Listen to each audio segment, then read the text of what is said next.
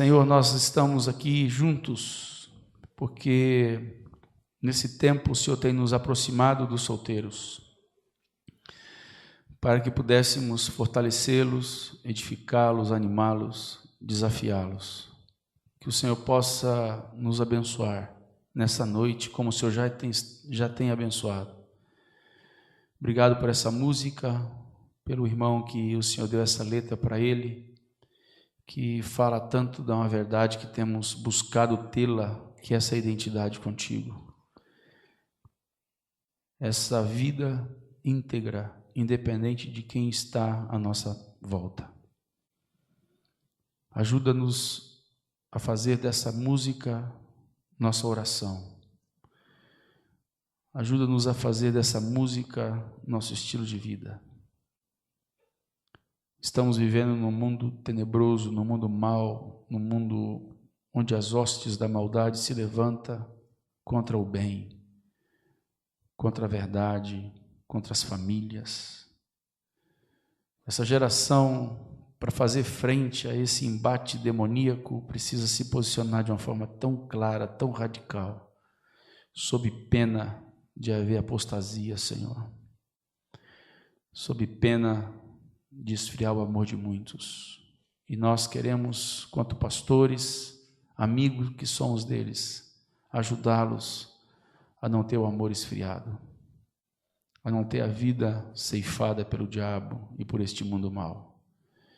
Que todos esses encontros e esse tempo que tenho estado com eles, as palavras ministradas, possa cair na terra dos seus corações, na terra boa, na terra fértil, para que produza o fruto devido pela qual a palavra está sendo anunciada.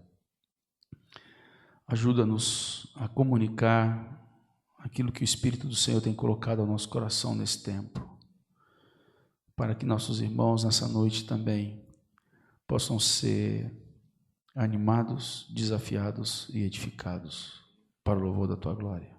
No nome de Jesus. Amém.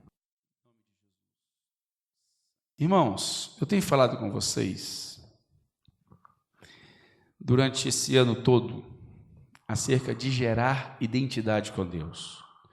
Todas as pregações, se vocês forem fazer uma revisão nelas, vocês vão ver que o desafio delas é propor a cada um de vocês ter postura, propondo a vocês a não serem engolidos por este século, por este mundo. Propondo a vocês uma fé que se expressa, propondo a vocês uma fé que tenha a coragem de defendê-la. Tenho mostrado para vocês que é possível. Pegamos vários exemplos na Bíblia. Pegamos vários exemplos na Bíblia. Conversamos muito sobre o tema, começando lá com a identidade com Deus, depois falando o contraste de águia e urubu. Foi uma presença de Deus muito rica entre nós nesse tempo. E sei que, de fato, aquele testemunho que os cooperadores deram de vocês é verdadeiro, porque a gente tem visto muitos de vocês tomando postura contra o mundo, contra esse século, contra a carne. Isso tem nos alegrado. Mas eu queria dizer para vocês que eu estava criando assim um pano de fundo muito grande para que vocês fossem conquistados pelo Senhor nesse tempo e nesse tema, porque hoje eu queria falar para vocês o que Deus pensa de quem não tem identidade com Ele. Como que Deus vê uma pessoa que não é fiel? Qual que é a visão de Deus para o infiel, para o falso? Então hoje eu queria discorrer acerca desse assunto, conversar com vocês acerca desse assunto, para ajudar meus irmãos a ver com o temor devido. Queria mostrar para vocês que existe um contraste entre duplicidade e fidelidade. A duplicidade tem a ver com a infidelidade. A duplicidade tem a ver com a falsidade. A fidelidade tem a ver com a identidade, tem a ver com a fidelidade a Deus. Há um tempo atrás, eu estava num retiro de casais, e a vida inteira como pastor a gente fala para os pais como cria filho. E de súbito Deus me colocou ao coração assim: fala para os pais o que eu penso de filho mal criado. Foi um pânico para os pais, porque muitas vezes a gente ensina como fazer e a pessoa acha que aquilo não precisa ser feito bem daquela maneira e que não tem muito problema não ser bem daquela maneira, não. E hoje eu queria, pela misericórdia e bondade do Senhor, falar com vocês o que Deus pensa da duplicidade, o que Deus pensa dos infiéis.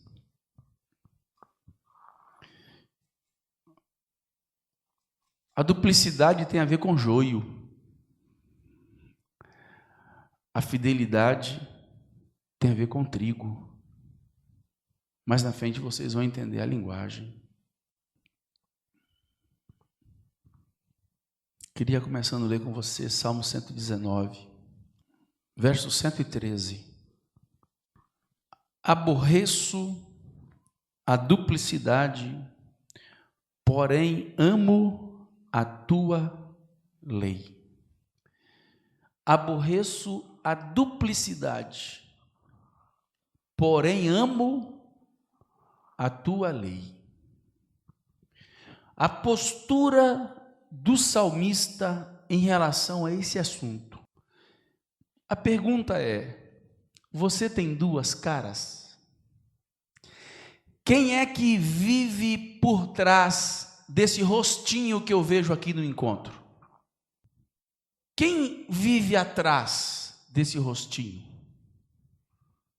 Ou atrás desse rostinho não vive uma outra pessoa? É você mesmo. A duplicidade tem muito a ver com o local onde você se encontra, com quem você fala e quem está te vendo. Onde eu estou? Com quem eu estou? O que estou fazendo? Isso tem a ver com a minha duplicidade ou não. Máscara é para tampar uma identidade verdadeira. A pergunta é: existe uma outra pessoa atrás desse rosto santinho que eu enxergo aqui hoje? As pessoas no colégio enxergam a mesma pessoa que eu estou vendo aqui hoje? As pessoas no trabalho enxergam a mesma pessoa que eu estou vendo aqui hoje?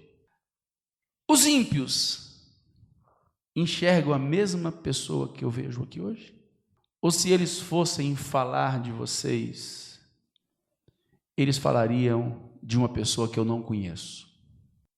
Jesus, certa feita, faz uma pergunta que a raça humana tem medo de fazê-la. Jesus vira para seus discípulos e diz assim: e vós, o que dizeis que sou? Se fôssemos atrás de conhecer as pessoas que te conhecem, o que eles diriam de você? Isso é ter ou não ter identidade com Deus. Isso é ser fiel ou ser infiel a Deus. Isso é a diferença entre você ser joio e você ser trigo. Por trás de você existe alguém? Ou você é autêntico? A diferença de autenticidade é falsidade. Desce um pouquinho seus olhos, vamos para o versículo 118. Desprezas o que se desviam dos teus decretos. Agora é o que Deus pensa. Deus despreza os que se desviam dos teus decretos, porque falsidade é a astúcia deles. Interessante que aqui o salmista coloca a falsidade num ambiente de astutícia. Astutícia é a imbecilidade. Por que é imbecilidade? Porque a pessoa acha que está enganando. Quando Salomão trata de astutícia em Provérbios, ele fala: a astutícia está ligada ao coração da criança, mas a vara da sabedoria livrará sua alma do inferno. Salomão liga a astutícia com o inferno, liga a correção com salvação. E o original da palavra astutícia tem a ver com imbecilidade. E a raça humana acha que astutícia é esperteza. Você se acha esperto por conseguir se manter numa identidade desconhecida das pessoas. Você consegue ser cristão ímpio. Ímpio cristão. É igual aqueles caras que de dia veste terno, gravata, fala grosso, bate na mesa, manda em muita gente. De noite ele é um traveco. Coloca vestido, passa batom. Mesma coisa. Mas ele se acha astuto. Ninguém sabe que eu sou traveco. Você diz: nossa, Edmar, que exemplo duro. Pior do que esse exemplo é você estar indo para o inferno achando que está indo para o céu. Ou você acha que você... Como é que é? Não, Jesus, ó, você volta só no dia que eu estiver entre os irmãos, porque no meio dos irmãos eu sou crente pra chuchu. Agora, se eu estiver no colégio, no Facebook, por favor, não vem não, porque essa é a minha hora de crueldade, hora de pecaminosidade, de sujeira. Então, nessa hora você não vem não. Você acha que é assim que funciona a salvação? Ou nós somos todo, e todo o nosso ser é dele, ou é nada? Ou você é todo de Deus, ou não é nada de Deus? Não tem como você separar-se. 50% vai para o céu, 50% vai para o inferno. Ou você vai todo para o céu, vai todo para o inferno. E a duplicidade, ela tem um caráter de querer falar para você que é possível você ser uma pessoa doble e mesmo assim ser salvo. Não pode ser assim, meus irmãos. Nós terminamos de ler o que Deus pensa. Não pode ser assim. Ele despreza. Provérbios 4, 24. Desvia de ti a falsidade ou a tortuosidade da boca. Alonga ou afasta de ti a perversidade dos lábios. Eu sei o que sai da sua boca quando nós estamos juntos. A nossa conversa nessa noite é assim: o que sai dos seus lábios quando você está fora, longe dos relacionamentos com os irmãos. Essa aqui é a proposta. O contraste entre uma coisa e outra.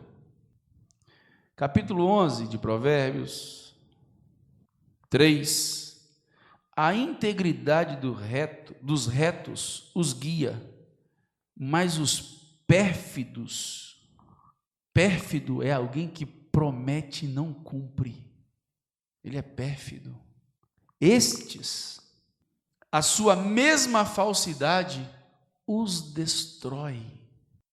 O falso é destruído por sua própria falsidade. E repito, essa lembrança da falsidade com a astutícia, ela é muito própria do falso. Porque o maior labor do falso é se manter na falsidade, é enganar, é ocultar, é enrolar. Essa é a maior habilidade do falso. Dupla personalidade. Deus não ama isso. Deus não tem parte com quem tem caráter assim. Salmo 119 ainda repete o tema, agora como uma parte de clamor. 29 e 30. Afasta de mim o caminho da falsidade e favorece-me com a tua lei.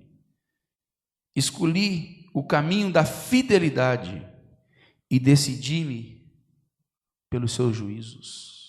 Fidelidade é uma escolha, é uma decisão.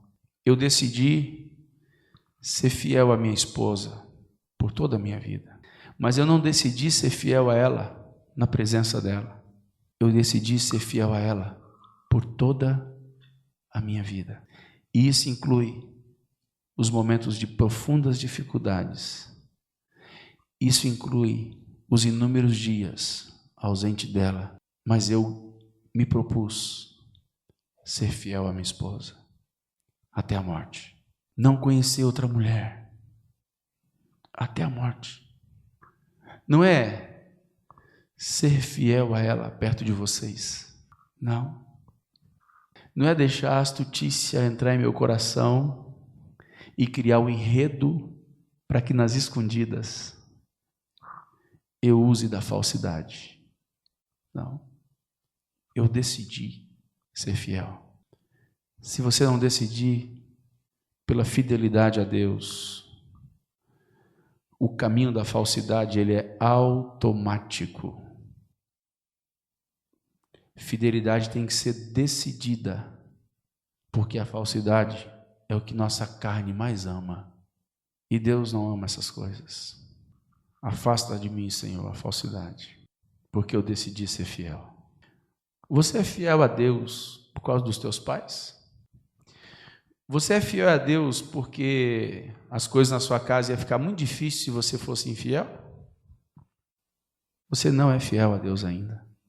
Essa noite o chamado de Deus é para que você decida em ser fiel a Ele, não por causa de seu pai, porque Deus vale muito mais, porque você quer ir para o céu. As labaredas do inferno é uma verdade para os falsos. Salmo 24, essa afirmativa para mim ela é muito considerável. Salmo 24, de 3 a 5, porque são perguntas sucedidas de respostas, e perguntas sérias, porque diz assim: quem subirá ao monte do Senhor? Quem há de permanecer no seu santo lugar? Em outra palavra, quem vai para o céu? Quem há de viver no céu eternamente? A pergunta é essa no versículo 3. No 4, o que é limpo de mão, puro de coração, que não entrega a sua alma à falsidade. Quem é que vai para o céu? Quem é que vai viver eternamente no altar do Senhor? A resposta vem no verso 4. Os que são limpos de mão e puro de coração. Pureza interior. E aqueles que não entregam a alma à falsidade, esses vão para o céu. Mas a astutícia teima em falar para você que não tem problema. É um pequeno desvio. Não tem problema isso não, é só um desviozinho. Não dê ouvido para teus pais, para teus pastores, isso é só para botar pressão na tua cabeça. Porque eles são velho, quadrado, antiquado, careta, o mundo mudou. E o inferno não mudou não, o inferno tem o mesmo endereço. A palavra de Deus permanece para sempre. E Deus odeia os falsos. Que mais?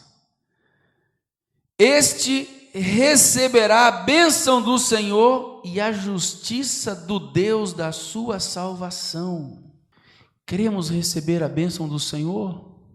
Abramos mão de toda a falsidade. Senão não tem jeito de ir para o céu.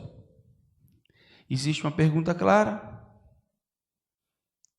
Quem vai chegar lá? Quem vai ficar no santo monte? Quem vai viver na presença do Senhor? Esse Salmo 24, de 3 a 5, é muito considerável, porque nos faz perguntas claras. Quem vai para o seu santo monte? Quem vai ficar com o Senhor aí, por aí? Aí vem a resposta, que tem coração puro. Quem conhece teu coração? Só Deus. Nem você mesmo conhece Ele. Eu vejo o exterior, Deus vê o teu coração. Você pode, por exemplo, estar me escutando pregar pensando na maior besteira, a maior miséria da vida, e eu estou achando que você está me escutando. E o teu coração te levando lá para os quinto, quarto, terceiro, segundo e primeiro dos infernos. Está lá dentro. Aí o salmista diz, tem que ter um negócio chamado pureza aí por dentro. Você é puro de coração? Não, Deus zebra. O impuro não vai para o céu.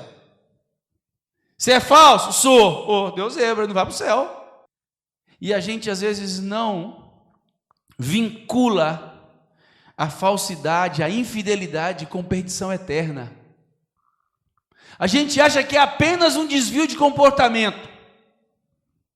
Não, é perdição eterna mesmo. Este obterá do Senhor bênção, e a justiça de Deus sua salvação. Volta um pouquinho para Jó. Olha a coragem. Jó 31, versículos 5 e 6. Eu lendo esse texto, lendo a história de Jó e lendo esse texto, você consegue entender um pouquinho o tamanho do peso da pergunta de Jó e do questionamento de Jó e da proposta de Jó. Olha o que Jó propõe a Deus. Se andei com falsidade, e se meu pé se apressou para o engano, pese-me Deus em balanças fiéis e conhecerá a minha integridade. Você tem coragem de pedir para Deus te pesar? Ele, no contexto de falsidade e engano, ele fala, Deus, tem uma balança sua que é fiel. Eu sei que aí no céu tem uma balança que é fiel. Fala o seguinte, me pesa nessa balança aí. Eu preciso que o Senhor me pese nessa balança. Vê se você acha em mim essas coisas. Você teria coragem de desafiar Deus para te meter numa balança?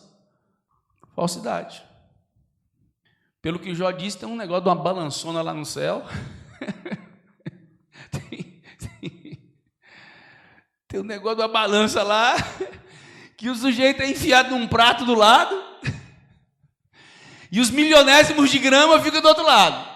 Só que em vez de aferir peso, afere pecado, falsidade, loucura.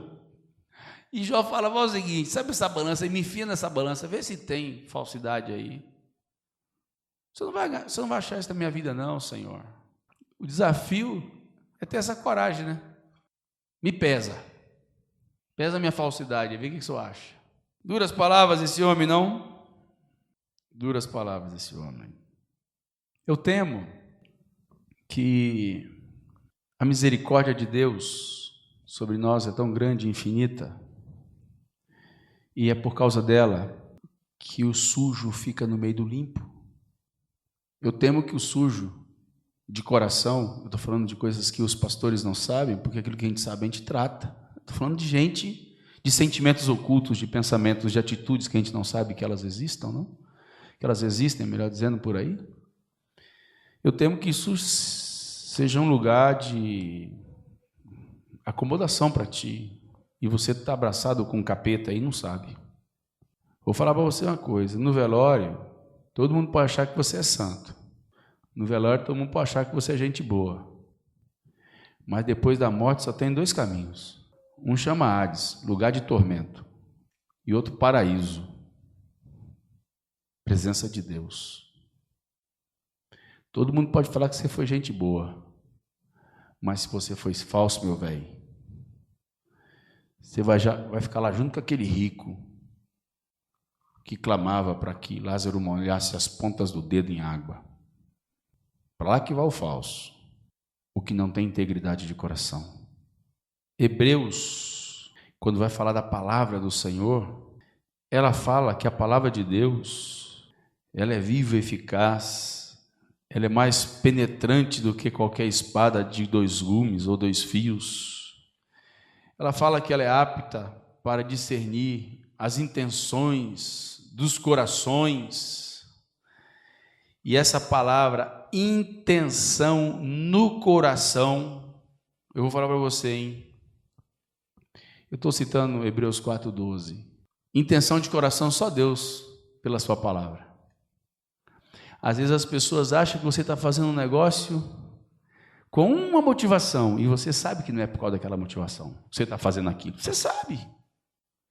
Você sabe quanta falsidade há nas motivações de coração? Quantas?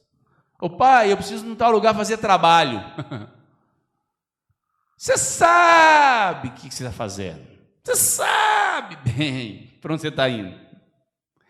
Mas você deve pensar assim, nossa, meu pai é um bobo mesmo, tão fácil, né? É só falar que eu vou lá. Beleza, se abraça com um capeta e vai para o inferno, filho. Você é espertalhão para chuchu. Mas as labaredas do inferno estão lá te esperando. Ou você pensa que Deus não vai jogar duro com esse tipo de gente? Vai jogar duro. O que você estava fazendo? Não, estava pesquisando um trabalho na internet. Será que você não estava estudando anatomia feminina, não? Você está fazendo o quê? Medicina? Mas a intenção do coração, você sabia o que você ia fazer. Você sabia que por trás do tal do trabalho você ia se meter com aquilo que não presta, com impureza. Mas ninguém sabe, né? Só tem um probleminha, tem um tal de Deus. Já ouviu falar nele? Um tal de Deus. Tem um tal de Deus aí, meu velho, que tem um zóio grande, olhão grandão.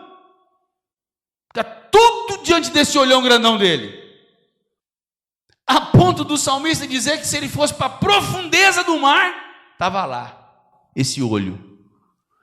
E esse olho é o dono do céu e que tem poder para mandar para o inferno. Eu estou cortando reto com vocês hoje. Quem que é, minha filha, esse menino? Não é para o colégio, é amigo do colégio. Está te cantando, você sabe disso. Você sabe disso. E você está dando mole para ele. E a falsidade? Você engana teu pai, Deus não. Só que não sei se te falaram, o teu pai não é o dono do céu. Teu pai, o máximo que ele faz é se esforçar para te conduzir ao céu, para te ajudar a chegar ao céu. Dono do céu só Deus. E lá só entra um tipo de gente, puro de coração. Não entra outro tipo de gente. E não adianta você chorar para mim e falar assim, não, eu sou puro, sou puro. Não, você tem que falar com Deus. Deus sabe se você é puro. Isso é o contrário de ter identidade. É usar máscaras. É ser falso. Hipócrita. Sepulcro caiado. Por fora, bonitinho. Você já foi no cemitério Dia de Finados? Passa pelo cemitério lá pelo dia 31 de outubro. Tem uma turma da prefeitura metendo tinta para cima naqueles túmulos tudo. Pinta muro, corta grama. A turma que gosta de curtir o morto vai lá e dá uma pintada lá também, ajeita aqueles túmulos, aquelas catatumbas, fica bonitona. Você passa, você não acredita que tem lá dentro. Pastor vai muito no cemitério. Tem uma daquelas lá que eu até me arriscaria a colocar minha caminha para dormir ali. Nunca vi coisa confortável. Melhor que meu quarto. Mas o que tem lá dentro daquela desgraça? Morte. Osso. Abre um caixão 3 dias depois. Cruz credo. Nossa Senhora das bicicletas velhas. E com pneu furado, você não dá conta de correr. Sepulcro caiado, Jesus falava. Vocês só são bonitos por fora. Falou isso, vai falar para os caras direto. Por dentro de vocês, só loucura, desgraça, morte, problema. Irmãos, isso tudo que eu falei para vocês foi um pano de fundo para falar o que eu vou falar agora. Porque agora quem vem abrir a boca para falar desse tema é um tal de Jesus, porta-voz de Deus, o próprio Deus na terra, o Verbo, um tal de Jesus que nasceu lá naquela manjedourazinha no meio dos cavalos, o Rei dos Reis, vai falar para a gente sobre esse tema. Eu me assusto muito. Me assusto muito. Abra a tua Bíblia em Mateus capítulo 13. Mateus 13. Nós vamos ler a parábola a partir do versículo 24 e depois nós vamos ler a explicação da parábola. Então, vamos lá. Outra parábola lhes propôs, dizendo: o reino dos céus é semelhante ao homem que semeou boa semente no seu campo. Mas enquanto os homens dormiam, veio o inimigo dele, semeou o joio no meio do trigo e retirou-se. E quando a erva cresceu e produziu fruto, apareceu também o joio. Então, vindo os servos, dono da casa, lhe disseram: Senhor, não semeastes boa semente no teu campo? De onde vem, pois, o joio? Ele, porém, lhes respondeu: o inimigo fez isso. Mas os servos lhe perguntaram: queres que vamos e arranquemos o joio? Não, replicou ele, para que, ao separar o joio, não arranqueis também com ele o trigo. Deixai-os crescer junto até a colheita. E no tempo da colheita, direi ao ceifeiro: ajuntai primeiro o joio, atai em feixes para ser queimado, mas o trigo recolhei-o no meu celeiro. Primeira explicação: o que é joio e o que é trigo, né? Trigo, vocês sabem o que é? É uma planta que Deus criou, que dá um grãozinho, e aquele grãozinho, quando é colhido, passa por todo o processo de industrialização, que vocês conhecem, a farinha de trigo, que faz o pãozinho, que faz a pizza, que faz o bolo. Mas quero que vocês saibam que pizza, bolo e pão não dá em árvore, começa tudo com trigo. E trigo é um negócio plantado. O que é o joio? Joio é uma praga que parece exatamente com o trigo. Ele tem as mesmas características e semelhanças do trigo. O caule é igual, a folha é igual, cresce no mesmo tempo. Se você pegar um pé de joio ao lado de um pé de trigo, antes dele começar a produzir fruto, você não sabe o que é joio e o que é trigo. Uma coisa só. Quando começa a produzir, que vai sair as flores para produzir o fruto, começa a ter a diferença do que é joio, do que é trigo. O joio é estéril, não produz fruto. O joio ocupa espaço inutilmente. Os servos propõem ao Senhor: vamos cortar, vamos arrancar o joio. Não vamos fazer isso agora não. Vamos esperar o fim da colheita. Quando a gente vê todos os grãos, tudo madurozinho, tudo certinho, a gente vai meter a mão. E aí a gente arranca o joio, faz os feixes e queima. O trigo ajunta e manda para o celeiro. Os discípulos escutaram aquele negócio, ficaram encucados, não entenderam o que Jesus queria dizer. Falou: não, nós precisamos que ele nos explique. Agora nós vamos para a explicação de Jesus. Versículo 36. Não eram todas as parábolas que os discípulos pediam para explicar-lhes, mas aquelas que deixavam eles encucados, que eles não compreendiam. Mas, rapaz, o que ele quis dizer? Nós temos que saber. Beleza. Versículo 36. Então, despedindo as multidões, foi Jesus para casa, e chegando-se para ele, os seus discípulos disseram: explica-nos a parábola do joio do campo. Agora Jesus vai explicar. Ele respondeu: o que semeia a boa semente é o Filho do Homem, Jesus. O campo é o mundo. A boa semente são os filhos do reino. O joio, os filhos do maligno. Gente, numa mesma lavoura tem filho do maligno. E eu quero dizer para vocês, eu não quero estar nesse meio não. O inimigo que o semeou é o diabo. Quanta semeadura do diabo as pessoas ouvem, né? Ser falso, por exemplo, é uma semeadura do capeta, do coisa ruim, do chifrudo. A ceifa é a consumação do século, ou seja, o fim do mundo. Quando Jesus voltar, os ceifeiros, os anjos. Pois assim como o joio é colhido e lançado ao fogo, assim será na consumação dos séculos. Mandará o Filho do Homem os seus anjos, que ajuntarão no seu reino todos os escândalos e os que praticam a iniquidade. Se tua vida for um escândalo para o reino de Deus, você vai ser colhido junto com o joio e mandado para o inferno. Escândalo e iniquidade, característica dos homens que Deus os considerará joio, e os lançarão na fornalha acesa, para que vocês não fiquem pensando que toda a minha força de linguagem era exagerada, exacerbada. O próprio Jesus diz, ali, naquele lugar chamado fogo,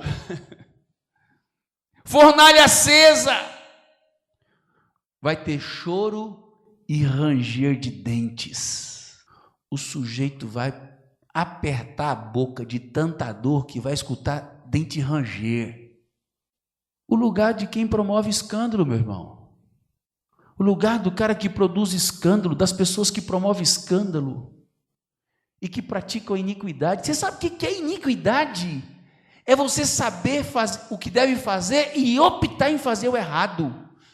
Você é instruído aí nesse caminho e você vai nesse caminho. O nome que Deus cita disso é iniquidade.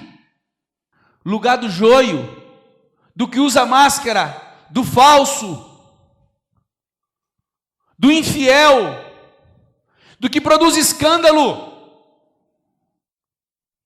É ser jogado nesse lugar que Jesus diz, fornalha acesa, pranto e ranger de dentes. Na hora que o sujeito está praticando a falsidade, que está produzindo um escândalo, parece que é uma maravilha, né? Ou gostoso. Nenhum daqueles chatos, daqueles irmãos estão por perto. Tampouco meu pai, minha mãe e os pastores. Mas eu quero te falar, meu velho, a consequência de produzir esse negócio, de praticar esse negócio, é para um lugar de fogo ardente. E lá o troço é complicado. E isso não é conto da carochinha, isso não é balela. Isso não é história de cordel, isso é Bíblia. Do mesmo jeito que você sabe que o ar que você respira existe, Deus está preparando o inferno para lançar lá dentro Satanás, seus anjos e todos aqueles que produziram escândalos e praticaram iniquidade. Lugar do falso. Lugar do falso. Quando é que o falso vai ser separado do sincero, do honesto? No grande dia. No grande dia. Mateus capítulo 7, Jesus repete a expressão iniquidade e também fala desse grande dia. Ele diz assim, a partir do versículo 13, entrai pela porta estreita, porque larga é a porta e espaçoso o caminho que conduz à perdição, e muitos são os que entram por ela. Porque estreita é a porta e apertado o caminho que leva à vida, e poucos há que a encontrem. Eu quero falar um pouco da porta e do caminho. Irmãos, o fruto que buscamos é discípulo de Jesus. Nós não estamos atrás de religioso, nós não estamos atrás de multidão falsa, nós estamos atrás de discípulos fiéis a Deus. E eu sei que a pregação que anunciamos é uma pregação que estreita a porta. E sei que as pessoas que se convertem entram por uma porta estreita, mas eu quero avisar meus irmãos que passaram por essa porta, o caminho é tão estreito, o caminho é tão apertado quanto a porta. Tem muito discípulo acotovelando o caminho para alargar-lhe. Mete os cotovelos no caminho para ver se consegue deixar ele mais largo, querendo facilitar a vida. Tão apertado quanto a porta é o caminho. Deus não é um Deus que estreita a porta e alarga caminho. Deus é um Deus que mantém o caminho tão apertado quanto foi a porta. A falsidade é um recurso de alargar caminho. Quanto engano do diabo na cabeça da pessoa falsa. Quanto engano. Pessoas que têm motivações erradas no coração e querem espiritualizar a carne. Quer fazer de maneira que as pessoas não pensem que aquilo que ele está fazendo é aquela desgraça toda. Espiritualiza. E dei alguns exemplos para vocês aqui. É trabalho na internet, E vamos falar aí desses MSN um pouquinho? Que papo que rola aí nesses text message? Qual o papo que rola? Acho que precisamos voltar a cantar uma musiquinha de quando nós éramos criança. Cuidado o olhinho que vê, cuidado o dedinho o que tecla, o que digita, porque tem um Salvador no céu olhando para nós. Você usa esse negócio chamado tecnologia para quê? Para fortalecer sua falsidade ou a sua santidade? Um dia desse estou lá na minha casa, há uma senhora lá, não sei quantas da Silva. Oi, tudo bem? Assim, tudo bem. A gente conhece 1,5 kg de gente por aí. Deve ser mais uma discípula do Senhor espalhada aí. Primeira pergunta: você é casado? Eu falei, essa mulher não me conhece. Resposta que eu dei para ela: sou casado há 24 anos. Sou pai de 2 filhas e 1 filho. Agora sou avô. Sou pastor da igreja de Paraná. Por quê? Na minha casa, todo mundo sabe a senha desse troço meu. Todo mundo sabe. O celular da minha mulher fica 24 horas ligado no meu Facebook. No meu. Isso aqui é proteção para mim. Estou metendo a porta na cara do capeta. Dizendo para ele, comigo não. Comigo não. Me preocupo muito com esse negócio de senha, de não sei o quê, papapá. Rapaz, você tem que esconder o quê de quem? Por que não pode ler o que você está escrevendo, que nem que escreve para você? Se não pode, tem um troço errado aí. O capeta está nesse troço aí, hein? Isso não é coisa de Deus não, porque Deus é luz. E na luz as trevas se dissipam. E estou só de olho nessa mulher. O dia que ela me declarar outra besteira, eu tiro. Porque não gostei da pergunta. Não gostei da pergunta. Larguei minha resposta, quero ver o que vai dar. Silêncio absoluto do outro lado. Deve estar atrás do macho, né? E este macho não é Edmar. Eu sou marido de uma só mulher. E quero ir para o céu junto com os trigos. Não tenho chamado para ser joio, tampouco ímpio. Meus irmãos, o joio tem 2 características: produz escândalo e iniquidade. Jesus continuou o discurso dele da porta e do caminho estreito, falando na grande coisa que diferencia um joio de um trigo: fruto. Acautelai-vos, versículo 15, porém dos falsos profetas que vêm até vós vestidos como ovelhas, mas interiormente são lobos devoradores. Por seus frutos os conhecereis. Porventura colhe-se uva de espinhos ou figo de abrolhos? Assim toda árvore boa produz bons frutos e toda árvore má, frutos maus. Como têm sido seus frutos? Porque Jesus falou que é pelos frutos que vamos conhecer. Que fruto sai de você? De vida ou de morte? Do espírito ou da carne? Não pode árvore boa dar maus frutos, tampouco a árvore má produzir frutos bons. Toda árvore que não dá bom fruto, corta e lança no fogo. Portanto, pelos seus frutos os conhecereis. Fruto mau sempre está relacionado com o fogo do inferno. A partir do versículo 21 começa talvez o discurso mais duro que Jesus poderia dar, porque aqui ele não está falando com os ímpios, aqui ele está falando para a igreja. Nem todos aqueles que me dizem Senhor, Senhor entrarão no reino dos céus, mas apenas aqueles que fazem a vontade de meu Pai. Porque muitos naqueles dias me dirão, Senhor, em teu nome expulsamos demônios, fizemos maravilhas, falamos novas línguas, e eu vos direi abertamente, apartai-vos malditos diante de mim, vós que praticais a iniquidade, eu nunca vos conheci. Maldito, apartai-vos, vós que praticais a iniquidade. A mesma palavra de iniquidade que ele usou no joio, ele está usando agora aqui, para falar do fruto, e de quem vai entrar no reino dos céus. Joio relacionado à iniquidade. Iniquidade é você saber o que tem que fazer e não faz. Opta pelo contrário. Eu sei que devo ser puro e não me esforço pela pureza. Eu sei o que tenho que ser santo, não me esforço pela santidade. Eu sei o que tem que ser íntegro e sou falso. Sei que devo ter um comportamento só e tenho um comportamento doble.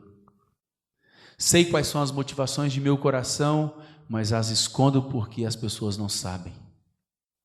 Falso, joio, sem identidade com Deus. Inferno, Satanás, coisa ruim. O desafio de sermos 500 está diretamente relacionado ao desafio de você ser trigo. Porque a capacidade do trigo é multiplicar fruto. A capacidade do joio é de se manter estéril, ocupar espaço inutilmente. Fruto quem produz é trigo. Se não for trigo, não tem jeito de ter fruto. É joio. Joio não tem jeito de produzir semente. Nós poderemos chegar a 500 no final do ano que vem. Se optarmos em sermos trigos, trigo na seara do Senhor. Conforme disse o salmista, decidi pela fidelidade. Decidi em ser fiel. Decidi pela honestidade cristã. Fora qualquer outro tipo de coisa. As pessoas teriam acesso facilmente a todas as suas mensagens. As pessoas teriam acesso facilmente a todas as páginas que você visita na internet. As pessoas teriam acesso facilmente a todos os textos que você manda e recebe. Ou você já aprendeu a engenhosidade de deletar os históricos? É porque o capeta é bom para plantar isso na cabeça da gente. E ainda assim se posar de santo. Com aquela carinha toda santinha. Não tem problema não, o histórico foi apagado, ninguém sabe. Pode ver, se quiser ver, pode ver, safado, vai para o inferno. Vai arranjar os dentes um dia, infeliz. Que Deus mantenha nosso coração do lado da fidelidade a Deus. Que desejemos ser trigo sempre. Porque ao final da parábola ele fala o que vai fazer com o resto, né? E esse resto para mim é muito importante, porque eu quero estar no meio deles. Então os justos, versículo 43 do capítulo 13 de Mateus. Então os justos resplandecerão como o sol no reino de seu Pai. Então os justos resplandecerão como o sol no reino do seu Pai. Quem tem ouvidos para ouvir? Ué, mas todo mundo aqui não tem ouvido? Engraçado. Que Jesus estranho. Ele que criou a gente, será que ele não sabe quem tem ouvido? Você pode ouvir e nunca escutar. Porque existe um tipo de escuta que só o Espírito Santo pode produzir dentro de nós. Porque qualquer coisa que eu colocar no caminho das pessoas que levarem ela a tropeçar, Deus vai considerar isso escândalo. Esse é o sentido original da palavra escândalo. Qualquer coisa. Que as pessoas não tropecem por causa de nós nunca. O apóstolo, quando escreve sobre tropeço, pedra de tropeço, ele fala que melhor fora amarrar uma pedra e precipitar-se no mar, morrer afogado, do que servir de escândalo para as pessoas. Que testemunho as pessoas dão da sua fé? Quando você fala que você é um discípulo, eles riem de você ou eles respeitam você? Por sua integridade, por teu comportamento, por sua conversa irrepreensível, por sua atitude de luz, ou você é um camuflado? Eu sei que foram duras as palavras, mas pior que minhas palavras é vocês não as ouvir e serem lançados no inferno. Ouça os gritos do Espírito Santo sobre vocês nessa noite. tentando mostrar para vocês que não vale a pena a hipocrisia, não vale a pena a falsidade, não vale a pena usar máscaras, que sejamos íntegros na presença do Senhor.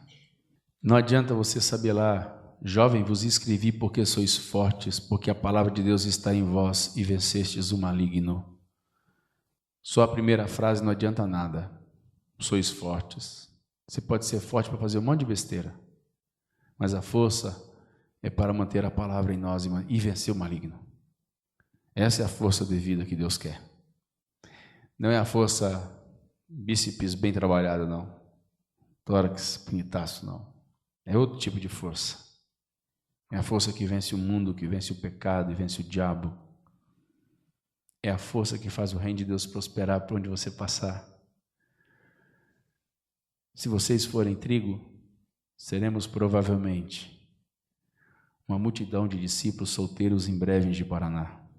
Se vocês forem trigo, porque a qualidade do trigo é frutificar, é produzir alimento, alimento santo, saudável, para aqueles que os rodeiam. Mas se forem joio, míngua,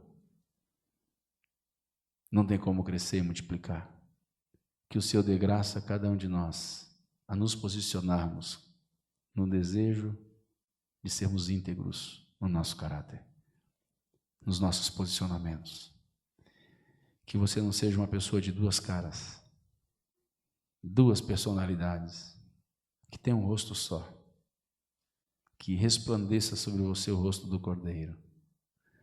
Que as pessoas ao te verem, verem uma pessoa só, no encontro e fora dele.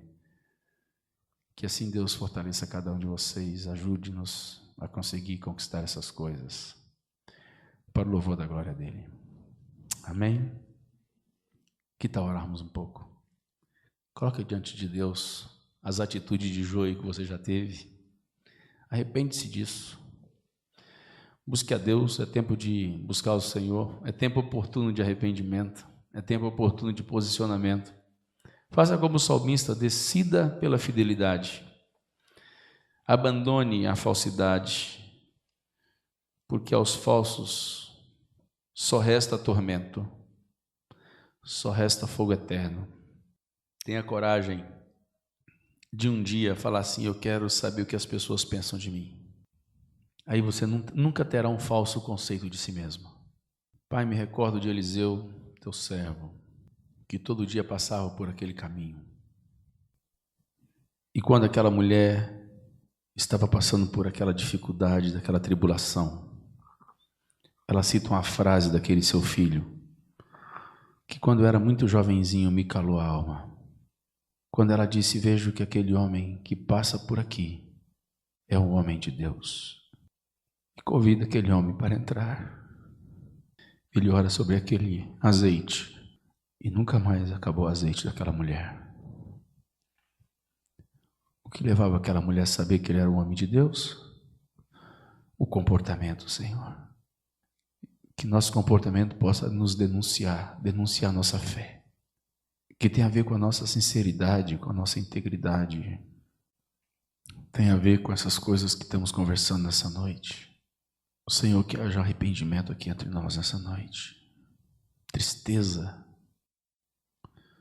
por terem comportamento dobles. Arrependimento, postura radical. Saímos daqui, Senhor, com a lavoura de trigo. Uma grande lavoura de trigo. Você não disse que nós tínhamos que tirar, mas você disse que o inimigo semeia. Livra meus irmãos da semeadura de Satanás, que eles rejeitem a semeadura que não vem do Senhor.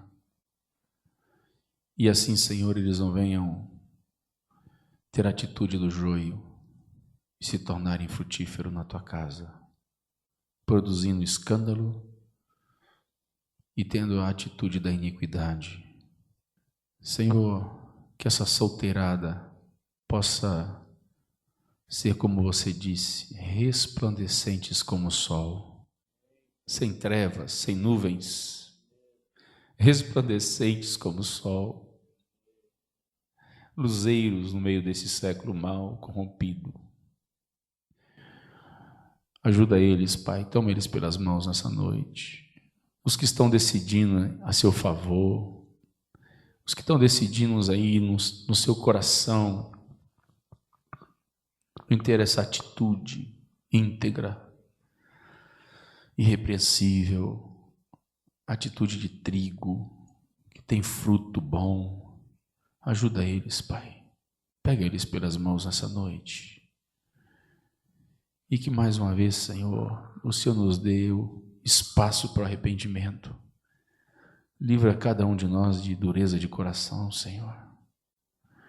De ignorar essas palavras tão graves da Tua parte nessa noite, palavras tão fortes, que denuncia nossa alma com a violência, que nos expõe, Senhor, que não nos deixa atrás do muro, que não haja nos nossos corações, de nenhum coração nessa noite, o ignorar dessa palavra, mas que todos nós, todos os irmãos, rendidos aos Teus pés, reconheça e encontre espaço de arrependimento na Tua presença, Senhor. No nome santo de Jesus é que eu peço a Ti, para o louvor da Sua glória, cuida de nós. No nome de Jesus. Amém, Senhor. Recebi um novo coração do Pai, coração regenerado, coração transformado, coração que é inspirado por Jesus. E frutos, como fruto deste novo coração, eu declaro a paz de Cristo. Te abençoo, meu irmão. Preciosa é a nossa comunhão. Somos corpo, e assim bem ajustado, totalmente ligado, unido, vivendo em amor, uma família sem qualquer falsidade, vivendo a verdade, expressando a glória do Senhor, uma família vivendo